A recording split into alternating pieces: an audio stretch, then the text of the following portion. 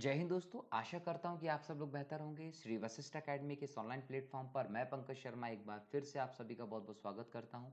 दोस्तों, आज बात करेंगे असम और मिजोरम के सीमा विवाद को लेकर। एक लघु अवधि का ये लेक्चर है जिसमें हम इस पर प्रकाश डालने की कोशिश करेंगे। दोस्तों, हाल ही में असम और मिजोरम की सीमा पर हमने हिंसात्मक गतिविधियाँ देखी हैं। जानते हैं कि इसका विवाद क्या है। असम के और मिजोरम के जो मुख्यमंत्री हैं, वो लगातार इस सीमा विवाद को कम करने के लिए रास्ता खोज रहे हैं। यदि हम इस घटनाक्रम की बात करें दोस्तों, तो याद रखिएगा कि 26 ऑफ जुलाई को दोनों राज्यों की पुलिस बलों के बीच में गोलाबारी की घटना हो गई थी।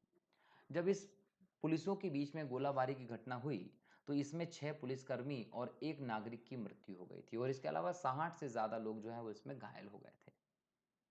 असम सरकार ने इसको लेकर अपनी सफाई दी कि गोलीबारी एक तरफा और अकारण की गई थी, जबकि मिजोरम सरकार कहती है कि उसकी पुलिस ने असम पुलिस द्वारा दिखाई जा रही आक्रामकता का जवाब दिया था। पहले तो इस मैप में समझिए कि देखिए कि ये मेघालय है।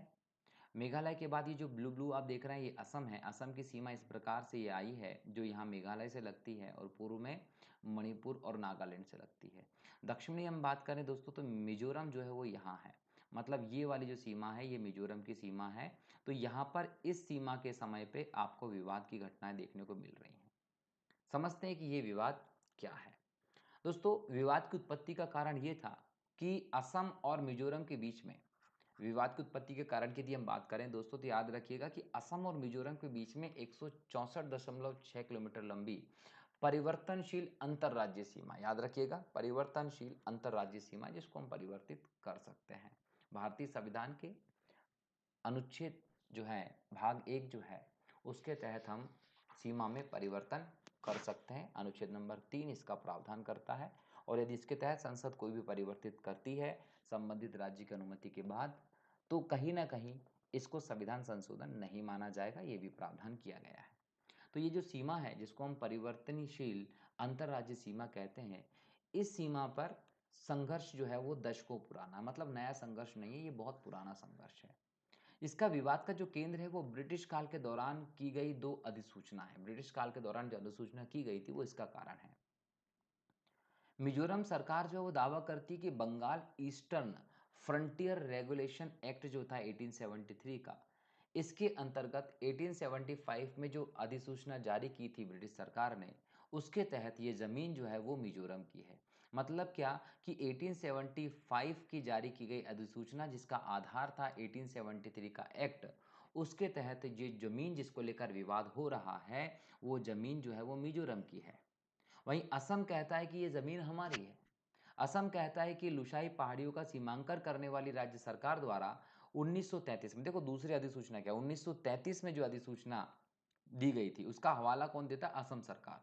क्या बोलता है कि लुशाई पहाड़ी जो यहाँ पर मौजूद हैं, उनका सीमांकन करने वाली जो राज्य सरकार द्वारा 1933 में अधिसूचना सूचना जारी की गई थी, उसमें कहा गया है कि मणिपुरी की सीमा लुशाई हिल्स, असम के कछार जिले और मणिपुर राज्य के ट्राई जंक्शन से शुरू होती है।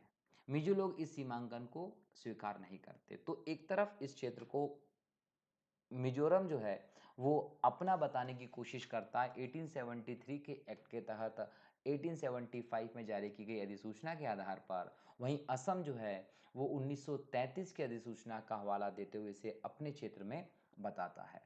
अब ये जो घटना हो रही है इसका प्रभाव क्या है, याद रखिएगा ये विवाद जो चल रहा है इसका समाधान जो है वो दोनों ही राज्यों के मुख्यमंत्री जो है वो देखने में लगे हैं।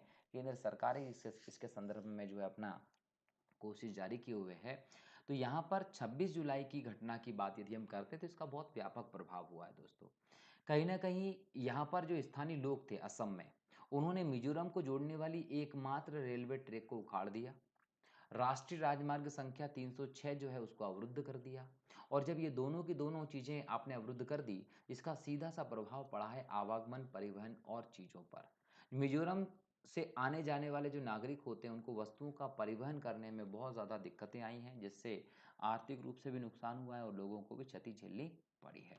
यदि हम बात करें कि इस विवाद का समाधान करने के लिए क्या किया जाना चाहिए, तो दोस्तों याद रखिएगा कि एक गंभीर समस्या है, सीमा विवाद है 2 राज्यों का। तो इसको समाप्त करने के लिए कुछ कदम उठाए जाना ज़रूरी है, जैसे कि दोनों राज्यों के मध्य सौहार्दपूर्ण समाधान हेतु सर्वोच्च न्यायालय के संपर्क में जाना चाहिए। अब याद रखिएगा कि सर्वोच्च न्यायालय के संपर्क में क्यों जाना चाहिए दोस्तों, तो याद रखिएगा कि भारतीय संविधान के अनुसार अगर कोई भी राज्य के बीच में, मतलब 2 राज्यों के बीच में कोई भी सीमा विवाद होता है, तो सीमा विवाद जो होगा वो सुप्रीम कोर्ट का प्रारंभिक क्षेत्राधिकार होता है। क्या होता है? प्रारंभिक क्षेत्राधिकार होता है। मतलब इस प्रकार के किसी भी विवाद को लेकर राज्य जो है वो सीधे सुप्रीम कोर्ट में जा सकते हैं। ये सुप्रीम कोर्ट का प्रारंभिक क्षेत्राधिकार होता है। इसी प्रकार से अगर 2 राज्यों के बीच में जल विवाद हो नदी का, वो भी प्रारंभिक क्षेत्राधिकार होता है सुप्रीम कोर्ट का, सीधे सुप्रीम कोर्ट जा सकते हैं।